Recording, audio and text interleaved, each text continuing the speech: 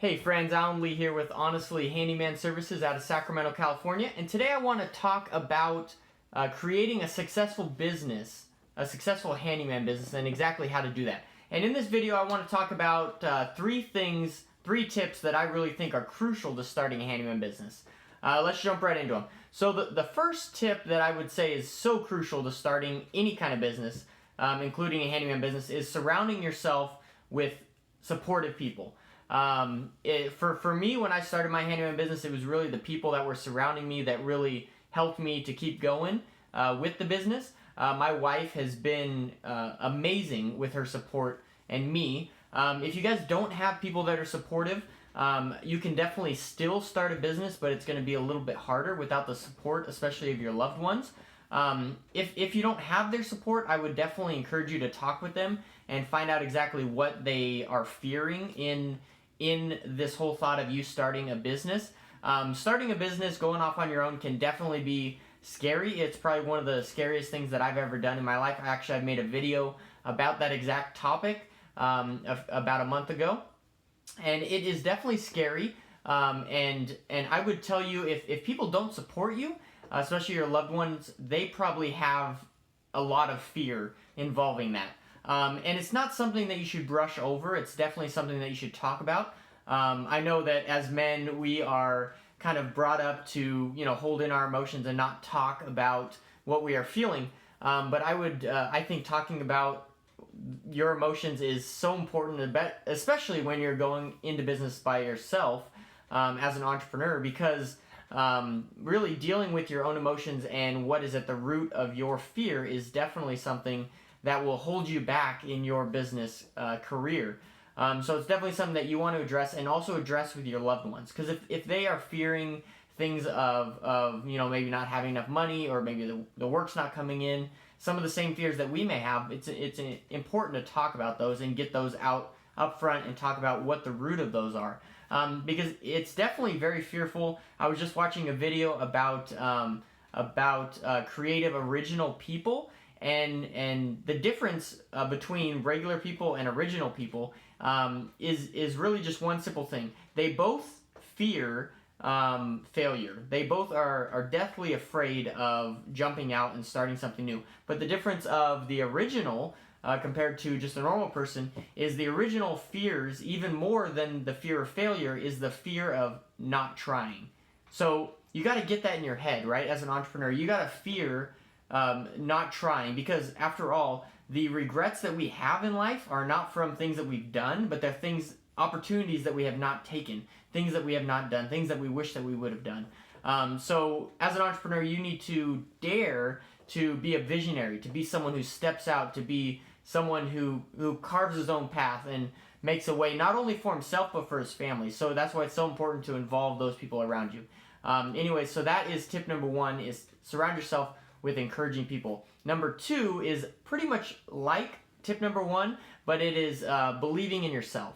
And so this very much ties into tip number one, because a lot of times our spouses or people in our family or friends, they will have those fears of that you can't do it.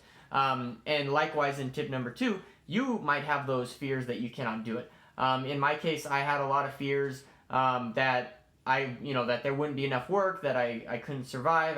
How do I do this? Like, I went from my whole life making a paycheck every 2 weeks to owning my own business, and the income is not always stable. And you don't just get a check every 2 weeks; you get a check every day if you're working every day. So it's a little bit different. It takes a lot of different skill set, because you got to know how to manage your money. You got to know how to document your money, know how to document your expenses. Then you got taxes, and you got all this and that. So there's a lot going on in the entrepreneur's mind when you are making that decision to move to your own business and start up your own business. It's a very scary thing. So tip number one, surround yourself with people that support you, believe in you. Tip number two is believe in yourself. Because after all, people have asked me, what does it take to succeed as a handyman?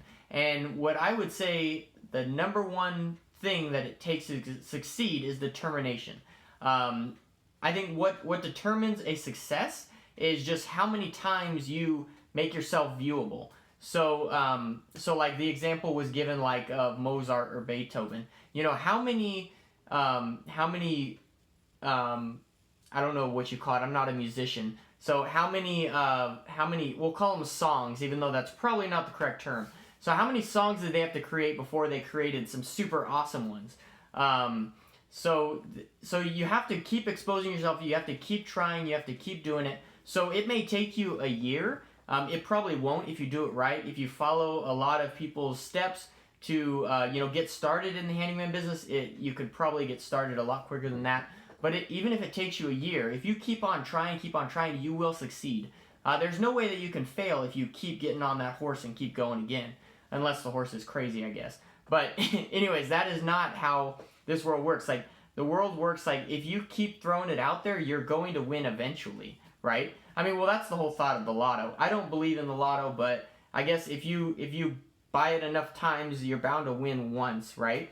One story that just came back to my mind is me and my buddy in high school. We were jumping off this roof into this lake, this metal roof into this lake. You know, we'd get up there, we were soaking wet, and we would jump off this metal roof into this lake. It probably wasn't the smartest thing because it was a little slippery up there. But anyways, okay. So we jumped like 3 or 4 times, and I tell my buddy, I'm like, man, that was awesome. Let's do it again. And he's like, oh, no. Like, we've already survived 4 times, so the probability of us falling off is going up every time we survive. So that's one way to look at it, right, is that each time you do something, the probability of it hitting home or getting worse is greater. So I would just tell you to keep on trying. And the third tip is care more about your customers than you do your product. Now, obviously, I'm not saying to, do a crappy job on a house. That's not what I'm saying. But what I'm saying is that your work and your work ethic and your honesty and your integrity, they all stem from how you think about your customer.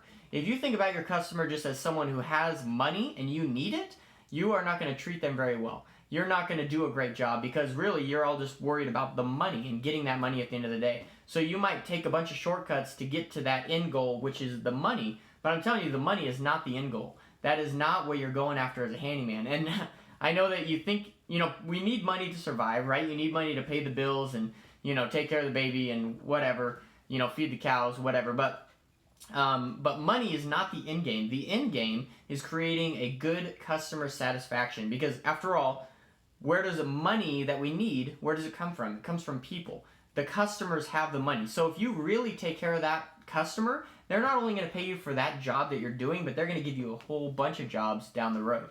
So that's why I say it's so important to care more about your customer and your client than you do your product or your service. I've said this in videos before, but that is just probably another one of the most important things to do. I mean, there's so many things on the list of what makes a successful handyman that it's hard to narrow them down into just a few things, but that's probably the top 3 tips that I would have for you. Surround yourself with positive, supportive people. Believe in yourself. If it takes, I mean, there are ways of creating higher self-esteem in yourself, and one way is to look in the mirror every morning and say, I am a great person. I am successful. There was someone that I was listening to a podcast a little while ago, and one guy, he would always watch Clint Eastwood movies, and he would always hear, it may not have been Clint Eastwood, it may have been the other cowboy guy, but anyways, I'm not a big movie buff, whatever, but he heard this guy always say, I'm ruggedly handsome. I'm ruggedly handsome. That was his catchphrase.